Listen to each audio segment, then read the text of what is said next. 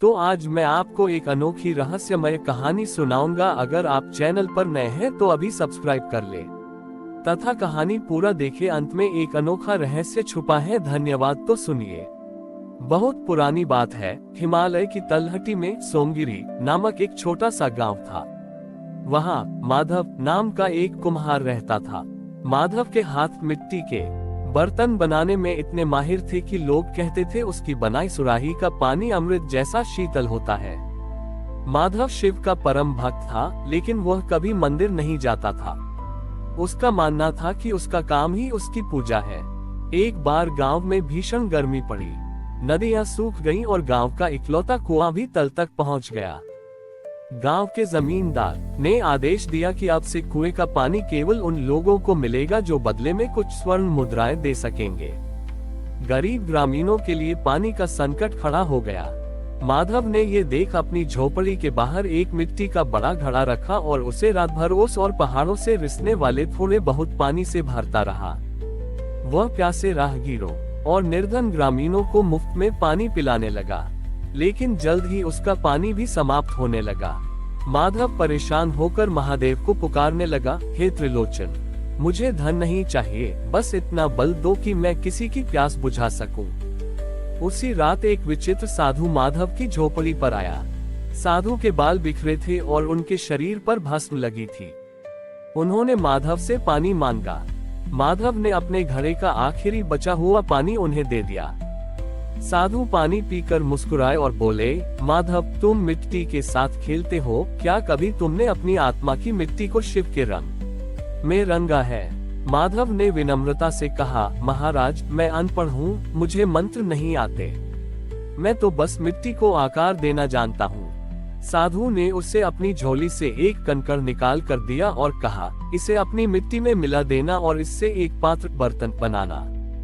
अगले दिन माधव ने उस कंकड़ को पीसकर मिट्टी में मिलाया और एक सुंदर सा अक्षय पात्र बनाया।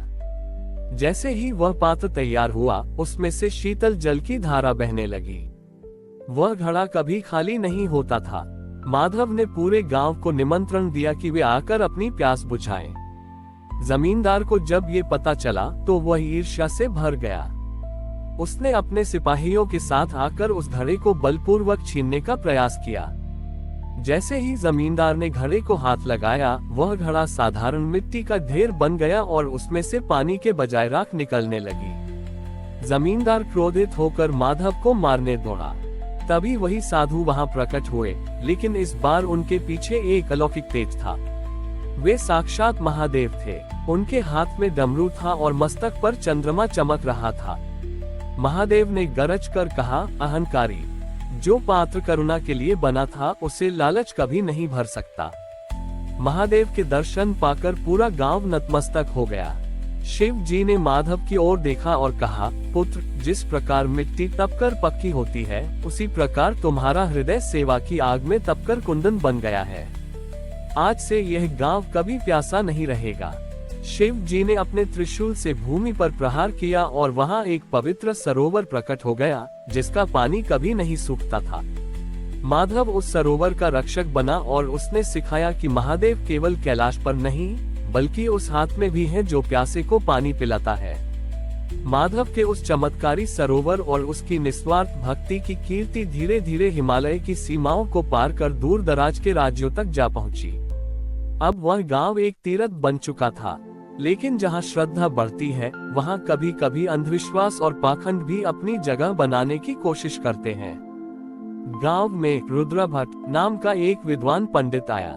उसने देखा कि लोग मंदिर जाने के बजाय माधव के पास जाते हैं और उसकी सादगी की प्रशंसा करते हैं। रुद्रभट्ट को यह अपमानजनक लगा।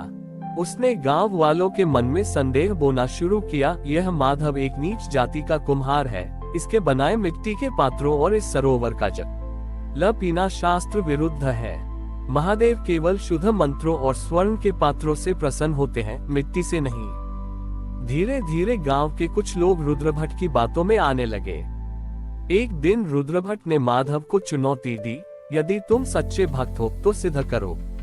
कल महाशिवरात्रि है, मैं स्वर्ण के कलश से महादेव का छोटी ई शेक करूंगा और तुम अपनी मिट्टी के पात्र से जिसका जल महादेव स्वीकार करेंगे वही सच्चा भक्त कहलाएगा। माधव डर गया। उसने कहा, पंडित जी, मैं कोई विद्वान नहीं हूँ, मैं तो बस सेवा करना जानता हूँ। लेकिन रुद्रभट्ट नहीं माना। शिवरात्रि की रात आए, मंदिर में भव्य आयोजन हुआ। रुद्रभट्ट ने ऊंचे स्वर में मंत्र पढ़े और जैसे ही स्वर्ण कलश से शिवलिंग पर जल चढ़ाया, वह जल शिवलिंग को छूते ही गर्म तेल की तरह खौलने लगा। शिवलिंग का रंग काला पड़ने लगा, जैसे महादेव उस प्रदर्शन से रुष्ट हो। मंदिर में हाहाकार मच गया। तभी माधव कांपते हाथों से अपनी झोपड़ी से एक साधारण सा मिट्टी का कुल्हड़ लेकर आया। उस कुल्हड़ में कोई गंगाजल नहीं था, बल्कि गांव के उन बीमार बूढ़ों और अनाथ बच्चों के आंसू और पसीना था, जिनकी माधव ने दिन भर सेवा की थी। जैसे ही माधव ने वह मिट्टी का कुल्हड़ शिवलिंग पर उलट दिया, शिवलिंग से एक शीतल नीली रोशनी निकली। खौलता हुआ जल तुरंत शीतल दूध में बदल गया और पूरे मंदिर में जंगली फूलों की महक फैल गई। आकाश से पुष्प वर्षा होने लगी। तभी मंदिर के भीतर से महादेव की गंभीर वाणी गूंजी, ग्रेटर देन सोना और चांदी केवल पृथ्वी का मोह है, लेकिन मिट्टी मेरी देह है। माधव ने मिट्टी को प्रेम से सींचा है, जबकि तुमने मंत्रों को अहंकार से पढ़ा है। मुझे स्वर्ण के कलश नहीं, बल्कि उस मिट्टी के पात्र की तलाश रहती है जिसमें भक्त का शुद्ध भाव समाया हो। Greater than. रुद्रभट्ट का सिर शर्म से झुक गया। उसने अपनी पोथियां किनारे रखी और माधव से क्षमा मांगी। महादेव की कृपा से उस दिन एक नई परंपरा शुरू हुई। उस गांव के मंदिर में आज भी स्वर्ण या चांदी के पात्रों का प्रयोग नहीं होता। महादेव का अभिषेक केवल मिट्टी के पात्रों से किया जाता है, जिन्हें माधव के वंशज आज भी बड़े प्रेम से बनाते हैं। माधव ने सिद्ध कर दिया कि महादेव को प्रसन्न करने के लिए धनवान होना आवश्यक नहीं, बल्कि मिट्टी जैसा सरल होना अनिवार्य है। हमारी और भी आध्यात्मिक एवं अनोखी कहानियां देखने के लिए हमारे चैनल पर जाएं तथा धार्मिक एवं पौराणिक अनोखी कहानियां हमारे चैनल पर है। कृपया जाके देखें तथा हमारे चैनल को सब्सक्राइब करके रखें और वीडियो लाइक जरूर करें। धन्यवाद।